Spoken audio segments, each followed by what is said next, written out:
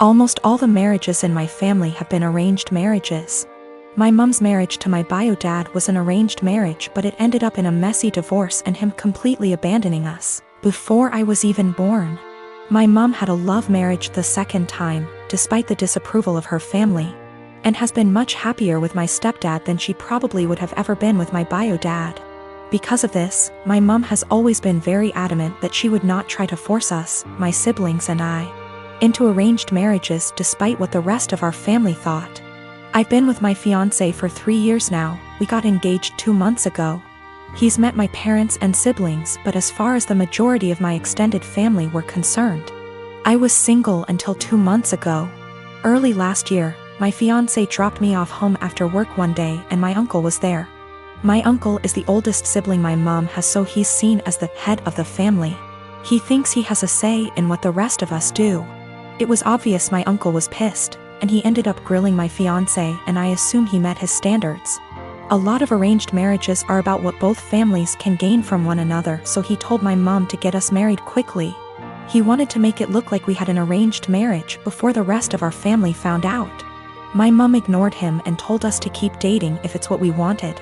Over the past year, he's mentioned me getting married to my mom every single time he's spoken to her. Apparently, my uncle assumed just because he'd given the order that we were going to get married soon. He told my cousin, his daughter, that I had agreed to an arranged marriage, and because I had and she was older, she should agree to the match he'd found her. My cousin never mentioned this to me, but she did agree to marry the man my uncle found for her. They got married late last year. They haven't had a good marriage and my cousin is very unhappy. Her husband is incredibly controlling and hardly ever lets her go anywhere without him or a member of his family. Last week, she was over at my house when my fiancé came over to drop some of the clothes I'd left at his place over. When I told my family about my engagement, they all assumed it was an arranged marriage and I didn't bother clarifying because it really isn't anyone's business. You don't tend to do sleepovers if you're having an arranged marriage, so my cousin knew immediately it wasn't what she assumed. She started asking me questions about my relationship and I answered honestly. She got really angry at me and kept demanding to know why I didn't tell her about him. The thing is, I'm very close to this cousin, but I also know how our family is about dating and I didn't want my male cousins trying to strong-arm my fiancé. They've jokingly threatened this before. She pretty much blamed me for her arranged marriage and said she only agreed because she thought I was going to have one too, and if I had told her I had a boyfriend, she would have had the courage to stand up to her family. She hasn't spoken to me since. I do feel bad for her. I know how unhappy she is, but if she had mentioned what my uncle told her earlier, I would have clarified. I don't want this to be the end of our relationship, but I don't know what I can do to fix this. My daughter turns 11 in 6 weeks. She has been begging for a Nintendo Switch. Due to poor grades and overall bad attitude, we decided not to get a Switch. Money isn't the issue, it's her behavior. She acts very entitled and she's lying left and right. I just don't feel now is the right time for a Switch. The theft, on Easter, we, my husband, our kids, and myself, are at my husband's aunt and uncle's house. Aunt and uncle have 2 adult children, one of whom is mentally delayed, we'll call her cousin. She functions about a 10-years-old level but is in her 40s. She lives in an assisted living apartment and has a job where she gets paid $5 a week. So she doesn't get many upscale things unless they are a gift. Well, cousin had an old Game Boy that she saved up to buy and was playing while we were there. She eventually set it down and moved on to playing a board game with us while the kids ran around playing. My kid decided to be an epic turd and took the Game Boy. She snuck it out of Aunt and Uncle's by asking if she could go to our car to look for a book she had brought, and stashed it in the glove box. She proceeded to hide the fact that she had the Game Boy for several days, even after being asked where she last saw it. Her opening to come clean when Aunt and Uncle called and asked if we had seen where cousin might have left it.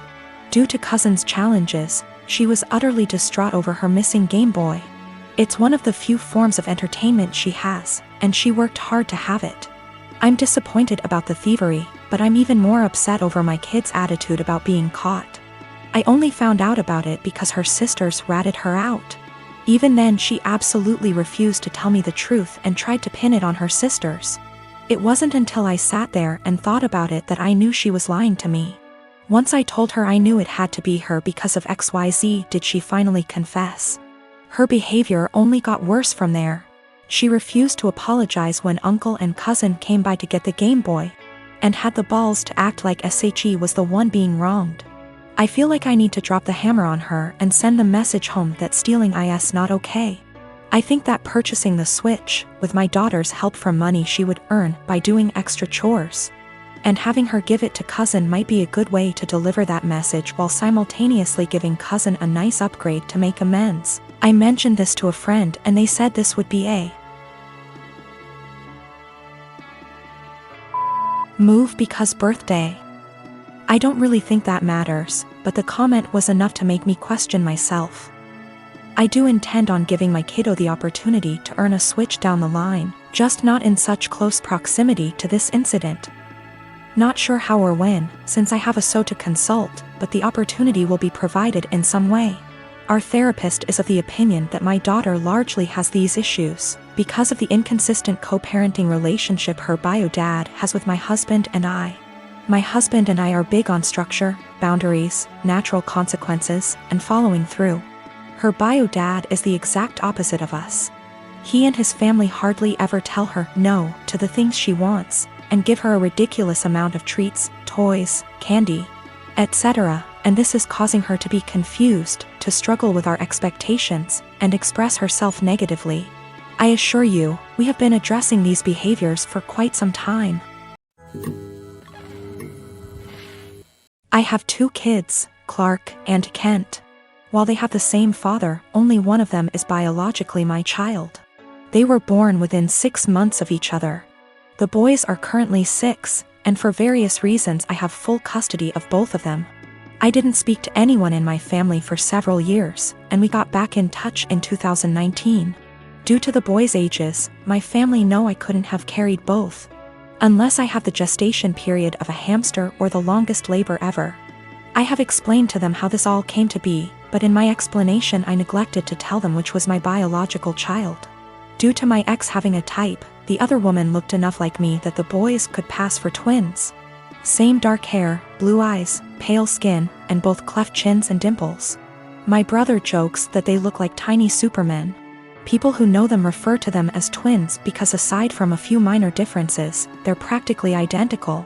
Frankly, if they were closer in age and I'd had full custody of both from the time they were born, I suspect I would have mixed them up a lot as babies.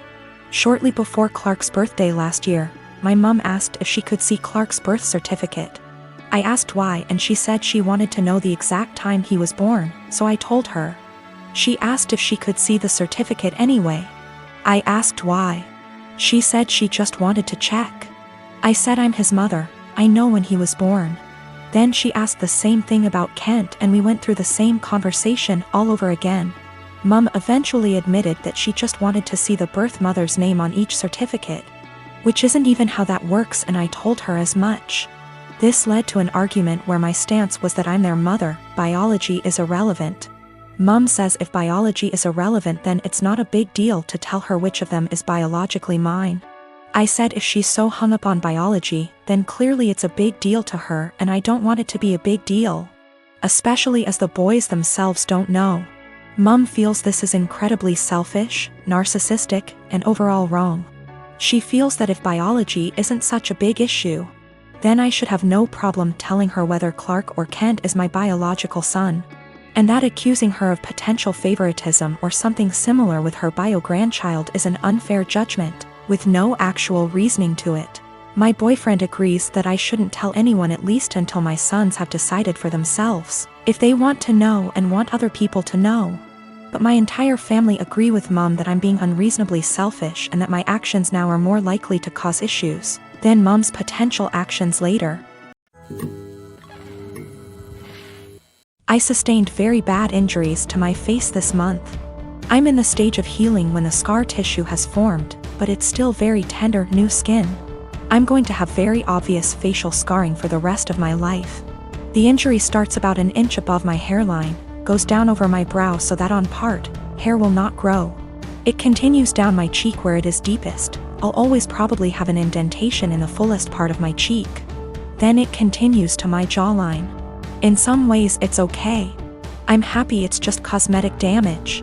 My friends are super reassuring, telling me how badass and sick it's gonna look. They say I'm still as hot as ever, now a little more sexy and mysterious. But in some ways it really sucks. I know that I'm always gonna be seen first as the girl with a scar. And it feels especially bad when people look at me differently. This week, I had to fly home for a family thing. It was a plan I'd made long before my injury. I wasn't really looking forward to the pity or people making a big deal of it. I'd rather it not be acknowledged. I'd also met with my dermatologist who said that I was at the stage of scar tissue formation, that I no longer should be dressing the wounds. The skin was healing and instead I needed to be applying topical cream and Vaseline to keep the site clean and moist. It also looks a bit ugly. The building scar tissue is very red and tender, and with the Vaseline over it, looks slick and shiny. So I get on this flight, I have the window seat and I put on my headphones and drift off to sleep when the plane is still boarding. I wake up to this kid, maybe 4 years old, sat next to me, throwing a tantrum. I didn't catch the first part of it and I honestly couldn't understand what he was yelling about. His father said to me, "Can you cover that injury?"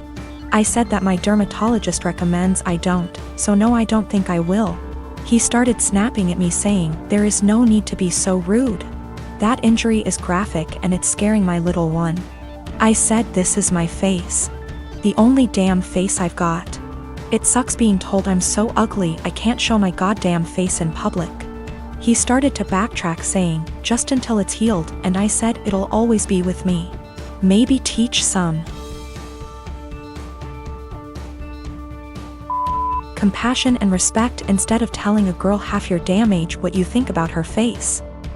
That's rude." He actually got up after that and I think went to a stewardess about a seat change because a young couple came to sit next to me on a few minutes instead. I've gotta admit I felt so low that I put on my sunglasses and had a quiet cry for a few minutes.